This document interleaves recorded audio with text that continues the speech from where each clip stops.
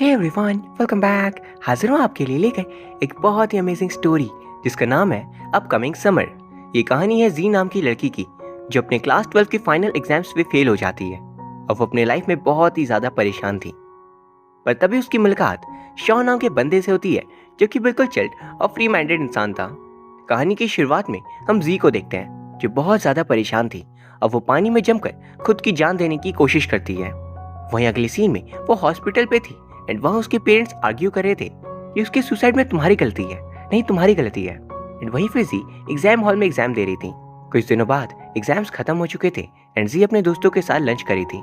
सभी वहाँ पर यह डिस्कस कर रहे थे कि वह कौन से यूनिवर्सिटीज पे जाना चाहते हैं। पूरे क्लास में सिर्फ एक बच्चा था जिसने एग्जाम्स नहीं दिए थे एंड वो था शॉन। वो सभी दोस्त शॉन के बारे में बातें कर रहे थे कि उसने अपने फाइनल्स को मिस क्यों कर दिया। घर पे जी के पेरेंट्स सामान पैक कर रहे थे और वहाँ पर वो डिस्कस कर रहे होते हैं आखिर जी को क्या हो गया है, हमें क्या उसे पूछना चाहिए। उसके फादर जिनका नाम हान था वो उसे पूछते हैं उस दिन तुम बारिश में क्यों भीग गई थी, तुम्हारी तबीयत खराब हो गई। यहाँ हम समझ पाते हैं कि जी के पेरेंट्स को ये पता ही नहीं है कि जी ने पानी में जमकर खुद की जान देने की कोशिश की। वहीं जी की मॉम में उसे डांट लगा रही थी कि हमने अपना सब कुछ सैक्रिफाइस कर दिया और यहाँ इस छोटे से घर पे हम रह रहे हैं ताकि तुम्हारी पढ़ाई अच्छे से पूरी करवा सके, पर तब भी तुम बिल्कुल भी सीरियस नहीं हो। एंड तभी फिर दोबारा से जी के पेरेंट्स के बीच आपस में आर्ग्यूमेंट शुरू हो जाती है। उन्हें लड़ता देख जी बता रही थी कि मुझे मेरे बॉयफ्रेंड ने डम कर दिया और इसीलिए मैं बहुत ज्यादा परेशान हूँ एंड इसी वजह से उस दिन मैं बारिश में भीग रही थी और मेरे एग्जाम्स भी खराब गए। उसके फादर हान हैरान थे कि तुमने मुझे पहले क्यों नहीं बताया। एंड फिर जी की मॉम में उसे लड़के का नाम पूछती है। जी बताना नहीं चाहती थी जिसपे मैं उसका फोन ले लेती है और उस पर चेक करने लगती है, इसलिए जी को बताना पड़ता है कि लड़के का नाम शॉन है। अगले दिन में एक आदमी को एयरपोर्ट छोड़ने जा रही थी एंड उसका नाम था वैंग और वो उसे कहती है प्लीज अब मुझे दोबारा कांटेक्ट मत करना।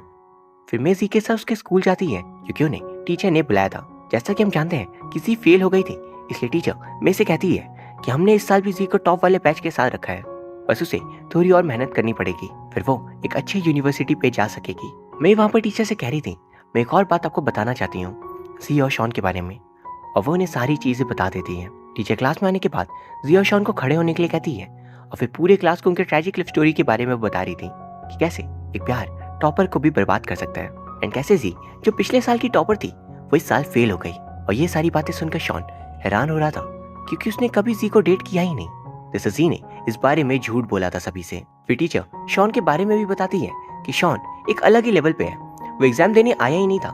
पता नहीं उसकी लाइफ में एग्जाम से जरूरी क्या था। वो उन दोनों से कह देती है कि अब एक दूसरे की लाइफ से दूर रहना ताकि अगले साल पास होकर वो यूनिवर्सिटी पे जा सके। क्लास खत्म होने के बाद शॉन जी के पास आता है उसे बात करने, लेकिन वो उसे इग्नोर करके चली जाती है। वो लंच टाइम पे भी कोशिश करता है उसे बात करने की, लेकिन वो तब भी उसे अवॉइड करी थी। एट लास्ट जब जी 9th क्लास से घर लौट रही थी तभी शॉन उसे रोक कर पूछता है आखिर तुमने सभी से झूठ क्यों बोला, कहीं इसका कारण ये तो नहीं कि तुम एग्जाम में फेल हो गई तो तुम मुझे ऐसा एक्सक्यूज यूज करी हो। वो कहती है हाँ बिल्कुल। शॉन कहता है अगर सबको सच का पता चल गया तो तुम्हें दिक्कत नहीं हो जाएगी। वो ये भी पूछता है आखिर तुमने मुझे ये एक्सक्यूज क्यों बनाया, क्या मैं तुम्हें सच में पसंद हूँ, अगर हाँ तो चलो सच में डेट करते हैं। जी वहाँ से अपने घर चली आती है एंड घर पे मैं उससे पूछ रही थी जब तुम दोनों का ब्रेकअप हो गया तो फिर आज तुम दोनों को बच्चों ने बार बार मिलते क्यों देखा है। जी कहती है मैं उसे वार्निंग दे रही थी कि मुझसे दोबारा मत मिलना और कोई बात नहीं है। फिर वो उससे ये भी पूछती है फादर कब आएंगे, बहुत समय से वो बाहर है। पर फिर जी को शॉन का मैसेज आता है मैं शॉन माय बॉयफ्रेंड, तुम्हें याद है ना। एंड अगली सुबह स्कूल में पीटी पीरियड का टाइम था एंड वहाँ पे शॉन जी के पीछे ही पड़ गया था और वो उसका पीछा बिल्कुल छोड़ना नहीं चाह रहा था। इस कारण उन्हें हेड टीचर अपने पास बुला लेती है और फिर वो उन दोनों से पूछ रही थी तुम साथ में आकर कर क्या रहे हो। वो जी से कह रही थी तुम्हारी मॉम ने मुझे फोन किया था तो आखिर प्रॉब्लम क्या चल रही है। जी को सिचुएशन से बचाने के लिए शॉन कह देता है कि उसकी यहाँ पे कोई भी गलती नहीं है, उसने उसे परेशान किया था। एक्चुअली जी को भुला नहीं पा रहा है पर वो तब भी कोशिश करेगा। ये सुनकर हेड टीचर कह रही थी आखिर तुम इतने बड़े होकर बच्चों जैसी बातें क्यों कर रहे हो, अभी तक तुम्हारे अंदर समझदारी नहीं आई है क्या।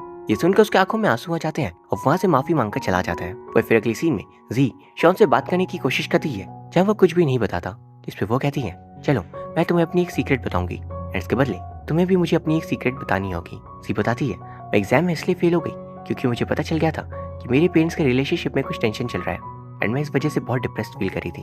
एंड फिर उससे पूछती है क्या तुम्हें किसी ने डम किया है। शॉन कहता है ऐसा तो नहीं कह सकते, पर मैं एक लड़की को पसंद करता था, हम दोनों बहुत ही अच्छे दोस्त थे लेकिन कभी ऑफिशियली हम रिलेशनशिप में नहीं आए थे, लेकिन वो मुझसे इतने अच्छे से बात करती थी कि मैंने खुद से ही अपनी गर्लफ्रेंड उसे एज्यूम कर लिया था। वो मुझसे 8 साल बड़ी है एंड एक डीजे है। पता नहीं एग्जाम शुरू होने के कुछ समय पहले ही उसने अचानक मुझसे बात करना छोड़ दिया हमारे सारे कॉन्टैक्ट्स खत्म हो गए एंड इस वजह से मैं बहुत ज़्यादा परेशान रहने लग गया। एंड फिर एग्जाम के एक दिन पहले ही पता नहीं क्यों मुझे उसकी इतनी ज़्यादा याद आने लगी कि मैंने डायरेक्टली टिकट करवाई और उसके शहर चला गया।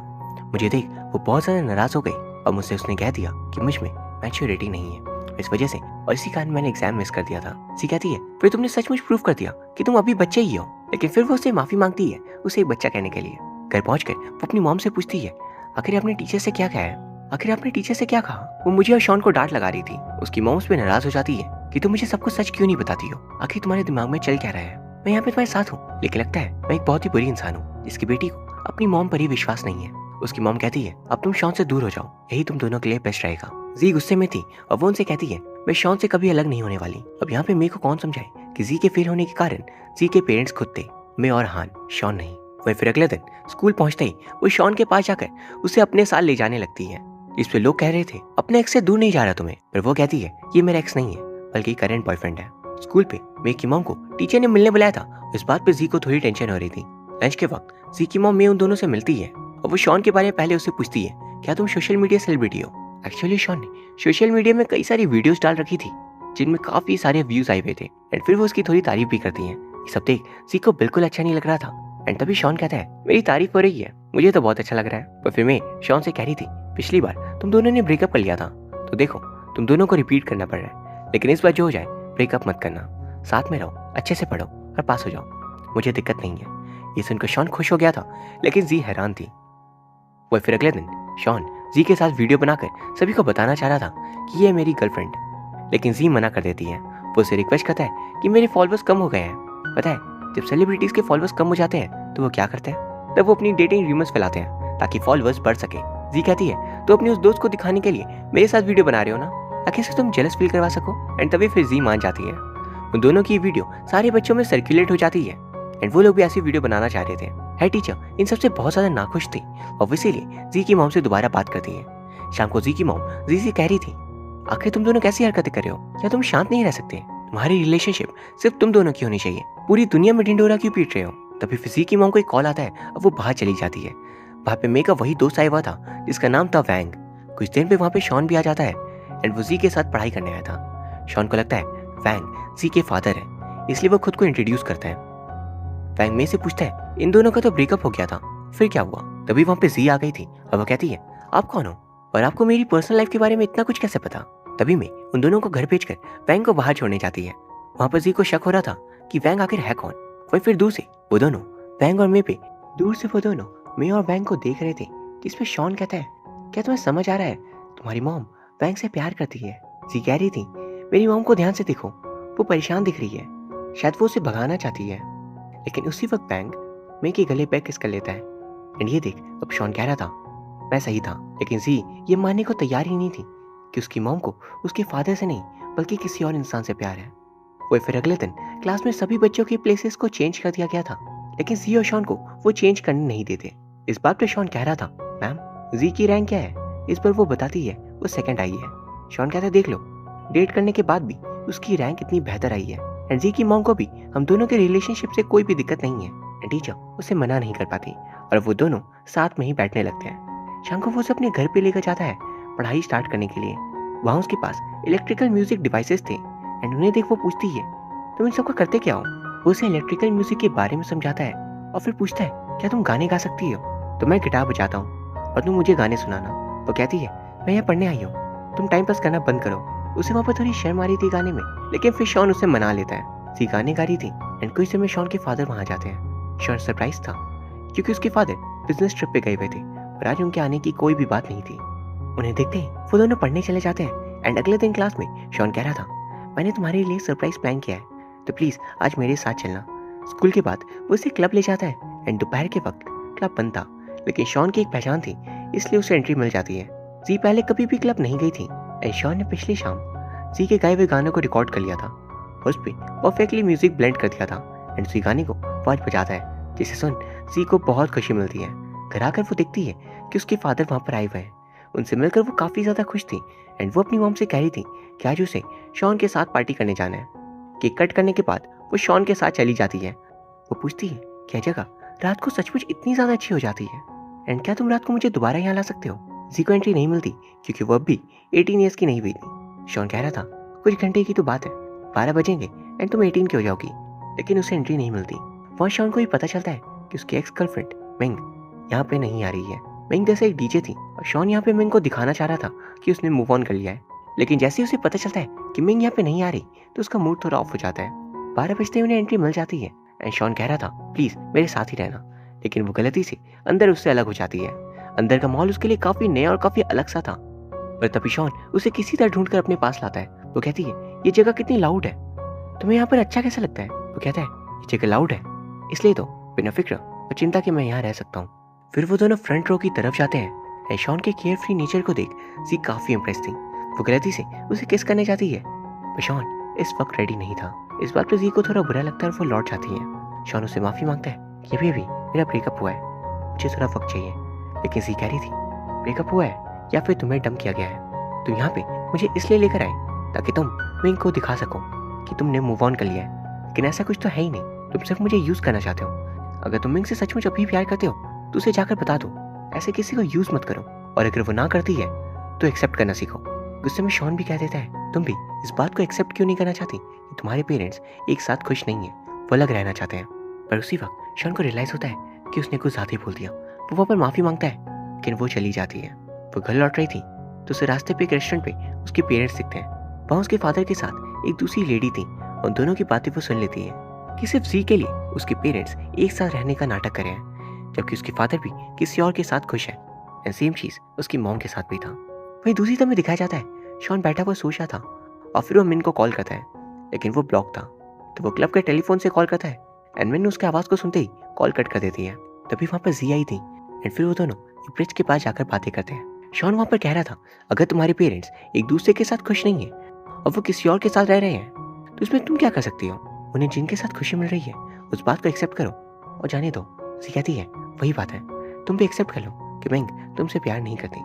शॉन कहता है मैं जानता हूँ एक्सेप्ट करना आसान नहीं होता।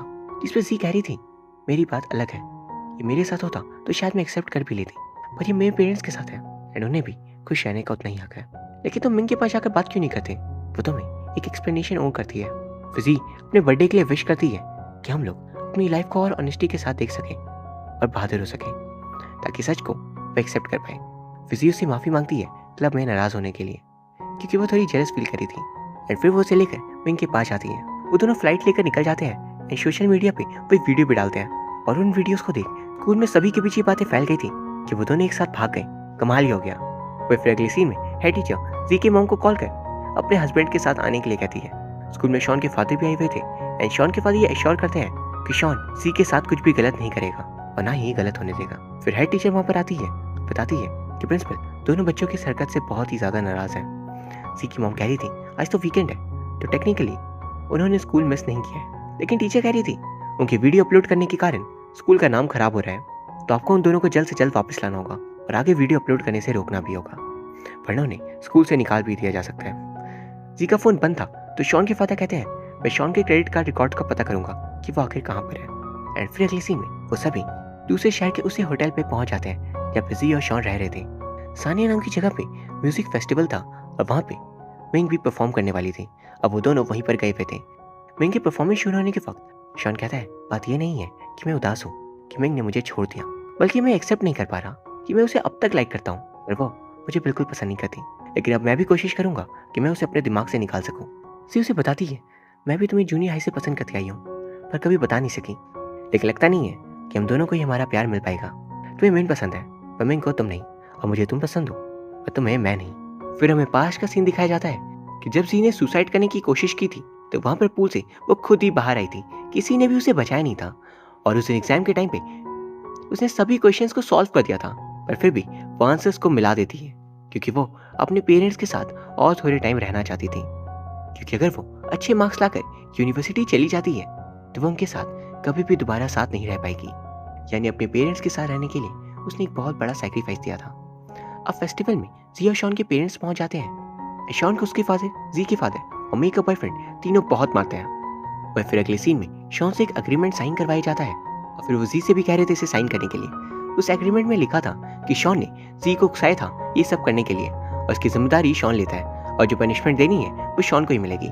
जी साफ मना कर देती है और उसकी मॉम कह रही थी ऐसा शॉन के फादर चाहते हैं। वो चाहते हैं कि सारी जिम्मेदारी शॉन ले ले, कि उसने तुम्हें फोर्स किया यहाँ आने के लिए और उसके साथ वीडियोस बनाने के लिए। सी कहती है अगर हम ऐसा करेंगे तो उसे स्कूल से निकाल दिया जाएगा, लेकिन सारी गलती तो मेरी है। मैं उसे यहाँ पर लाना चाहती थी एंड मैंने उसे फोर्स भी किया था। उसकी मॉम कहती है अगर उसे निकाल भी दिया गया तो उसके फादर अफोर्ड कर सकते हैं और उसे अब्रॉड किसी और स्कूल में वो भेज सकते हैं, लेकिन हमारे पास इतने पैसे नहीं है। सी मना करते हुए कहती है मैं भी एक्सपेल हो जाऊंगी, मुझे कोई फर्क नहीं पता है मेरे फेल होने का कारण शॉन नहीं था। हम दोनों तो इस साल ही मिले हैं। पिछले साल मैं फेल इसलिए हो गई थी क्योंकि आप लोगों के डिवोर्स का मुझे पता चल गया और मैं ये बर्दाश्त नहीं कर पाई एंड आप लोगों से मैं इस बारे में बात भी नहीं कर पाई। मैंने एग्जाम फेल कर दिया क्योंकि मुझे लगा अगर आप लोगों को 1 साल और मिल जाए तो शायद आप दोनों वापस से साथ हो जाओ, लेकिन ये पॉसिबल नहीं है। मैं आप दोनों में से किसी एक को चूज करना नहीं चाहती, लेकिन अब आपको या शॉन को किसी को भी मेरे कारण झूठ बोलने की जरूरत नहीं है। फिर अगले सीन में हम देखते हैं क्लास पे टीचर सभी बच्चों के फोन्स को ले लेती हैं और कहती हैं स्कूल ओवर होने के बाद सभी को उनके फोन्स वापस दे दिए जाएंगे। आज से स्कूल पे फोन यूज करना मना है। और फाइनल्स का टाइम आ गया था और जी इस बार एग्जाम्स अच्छे से दे देती है एंड ऐसे ही 3 साल का वक्त बीत चुका था। जी के पेरेंट्स अलग हो चुके थे एंड जी ने इन बातों को एक्सेप्ट कर लिया था और अब वो सानिया फेस्टिवल में गई थी। वहाँ पे आज शॉन का परफॉर्मेंस था एंड वो भी एक सक्सेसफुल म्यूजिशियन बन चुका था।